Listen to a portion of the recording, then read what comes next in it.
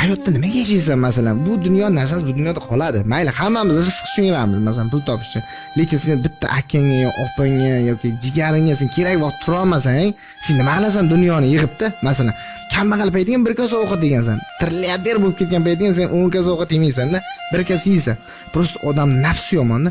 Почему nimaga men turmasligim kerak-da hozir? Не то что uy, любой narsa beraman-da, masalan, akam masalan nima xohlaydi, yurak nima xohlaydi, men любой narsaga tayyor.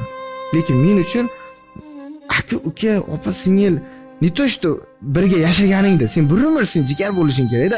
Nimadir o'zgaryapsanmi? Demak, atrofingdagi kimdir seni o'zgartiryapti. Boshqa narsa emas.